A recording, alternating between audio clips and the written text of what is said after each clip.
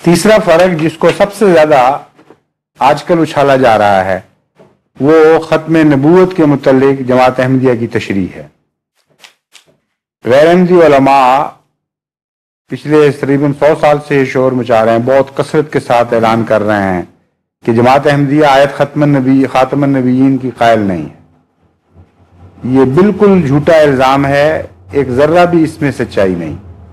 جماعت احمدیہ قرآن کریم کی ہر آیت کے ہر نقطے پر ایمان ضروری سمجھتی ہے اور ایک ذرے کو بھی نہ منسوخ سمجھتی ہے نہ غلط کہتی ہے، اس لیے یہ الزام درست نہیں۔ تشریح کا جو فرق ہے وہ کیا ہے وہ میں بتا دیتا ہوں، اس سے آپ کو اندازہ ہو جائے گا کہ یہ الزام تشریح کے لحاظ سے بھی سچا ہے یا نہیں۔ جماعت احمدیہ یہ تسلیم کرتی ہے کہ فی الحقیقت ہمارے مخالف علماء کے عقیدے اور ہمارے عقیدے میں کوئی فرق نہیں ہے، صرف اس بات کا فرق ہے کہ وہ امام جس کا وعدہ دیا گیا تھا آ گیا ہے یا نہیں آیا۔ جہاں تک اس کے مقام کا تعلق ہے، دونوں یہی مانتے ہیں کہ جس امام نے آنا تھا وہ امتی نائب نبی ہوگا، نئی شریعت لے کر نہیں آئے گا، حضرت صلی اللہ علیہ وآلہ وسلم کے حکم سے باہر نہیں ہوگا، 100% شریعت اسلامیہ ہی کا پرچار کرے گا اور حضور اکرم کا کامل غلام ہوگا، لیکن اس کے باوجود اسے امتی نبی کا لقب ملے گا اور اس میں امتی نبی کی صفات پائی جائیں گی۔ یہ ہے ہمارا عقیدہ، جو ہم کہتے ہیں کہ نہ صرف یہ کہ خاتم النبیین آیت کے مخالف نہیں بلکہ ہمارے مخالف علماء بھی یہی عقیدہ رکھتے ہیں، خواہ آپ پر ظاہر کریں یا نہ کریں۔ دو انسانوں کا انتظار کر رہے ہیں وہ بھی ہماری طرح، ایک امام مہدی کا اور ایک مسیح کا۔ مسیح کے متعلق تو مسلم میں ایک حدیث موجود ہے جس میں اللہ تعالیٰ کے رسول فرماتے ہیں صلی اللہ علیہ وآلہ وسلم کہ عیسیٰ نبی اللہ نازل ہوگا، عیسیٰ نبی اللہ یہ کام کرے گا، عیسیٰ نبی اللہ وہ کام کرے گا۔ 4 دفعہ مسلم کی حدیث میں آنے والے مسیح کو حضرت محمد مصطفیٰ صلی اللہ علیہ وآلہ وسلم نے نبی اللہ فرمایا۔ اس لیے یہ کہنا کہ مسیح جب نازل ہوگا نبی اللہ نہیں ہوگا بالکل جھوٹ ہے۔ اگر کوئی شخص مسیح کا دعویٰ کرے اور یہ اعلان کرے کہ میں نبی اللہ نہیں ہوں تو وہ رسول اللہ صلی اللہ علیہ وسلم کو جھٹلانے والا ہوگا یا نہیں ہوگا؟ ظاہر بات ہے کہ اگر کوئی مسیح ہونے کا دعویٰ کرے اور کہے کہ میں نبی اللہ نہیں ہوں تو علماء مسلم کی حدیث سامنے رکھ دیں گے کہ یہ تو بڑا جھوٹا ہے۔ حضرت محمد مصطفیٰ صلی اللہ علیہ وآلہ وسلم نے تو یہ پیشگوئی کی تھی کہ مسیح نبی اللہ آئے گا، تو کہتا ہے میں نبی اللہ نہیں، تو پھر جا اپنے رستے پہ لگ، ہمیں کیا تجھ سے۔ اور اگر وہ کہہ دے کہ میں نبی اللہ ہوں تو کہیں گے جھوٹا، خاتم النبیین کی آیت کہتی ہے نبی اللہ آ نہیں سکتا۔ اب بتائیں وہ آئے گا کیسے پھر؟ اس لیے ان کے اپنے عقیدے میں نبی اللہ کا آنا شامل بھی ہے اور عملاً جب آئے گا تو اس کا انکار بھی کریں گے۔ اس مصیبت میں پھنسے بیٹھے ہیں، اسی لیے حضرت مسیح موعود کا انکار کیا ہے کہ ان کے عقیدے میں ایک تضاد موجود ہے۔ ایک طرف نبی اللہ کی آمد کے قائل ہیں اور پھر نہیں سکتے کیونکہ مسلم میں حضور نے فرمایا ہے، دوسری طرف آیت خاتم النبیین کا ایسا معنی کر بیٹھے ہیں کہ جو ان کے عقیدے کے مخالف ہے۔ اسی طرح امام مہدی کے متعلق بھی ہم دونوں کا اتفاق ہے کہ امام مہدی کیا ہوگا، اور اس کے باوجود اختلاف بھی ہے، یہی شکل بنتی ہے وہاں بھی۔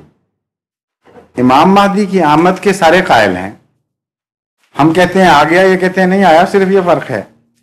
لیکن امام مہدی کے متعلق جو 2 صفات ہیں بنیادی، اس سے فیصلہ ہوگا کہ وہ امتی نبی ہے یا نہیں ہے۔ تمام مسلمان علماء کہتے ہیں کہ وہ امتی نبی نہیں ہوگا، مانتے ہیں، ساتھ ہی یہ بھی کہتے ہیں کہ اللہ خود اسے امام بنائے گا، ساتھ ہی یہ بھی کہتے ہیں کہ اللہ جب امام بناتا ہے کسی کو تو اس کا منکر کافر ہو جاتا ہے اور امام مہدی کا منکر کافر ہو جائے گا۔ آپ دنیا کے کسی عالم اسلام سے پوچھ لیں کہ یہ 2 باتیں درست ہیں کہ نہیں، کہ حضرت امام مہدی اگر نہیں آئے تو آئیں گے پھر، جب آئیں گے تو کون بنائے گا ان کو؟ الیکشن ہوگا یا خدا بنائے گا؟ خدا بنائے گا۔ جب خدا بنائے گا تو لوگوں کو چھٹی دے دے گا کہ میں نے تو امام بنا دیا، آگے مانو یا نہ مانو؟ یہ تو تمسخر ہے۔ حکومت تو پٹواری بھی بنا دے تو ماننا ضروری قرار دے دیتی ہے اس کا اپنے دائرے میں۔ تو سارے علماء مانتے ہیں کہ خدا بنائے گا اور نہ ماننے والا کافر۔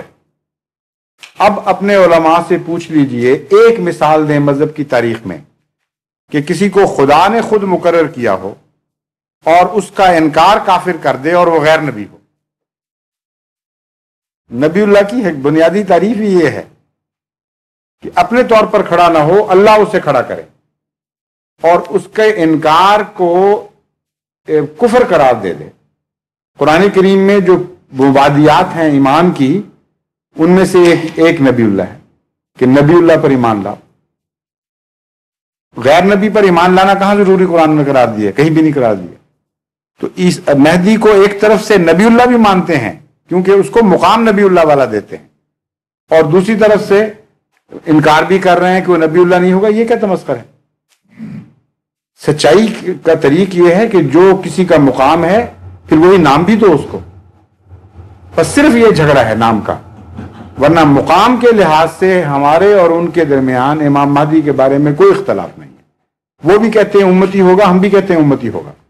وہ بھی کہتے ہیں کامل غلام ہوگا حضور اکرم کا صلی اللہ علیہ وسلم کا، ہم بھی یہی کہتے ہیں۔ اس میں تو کوئی جھگڑا ہی نہیں۔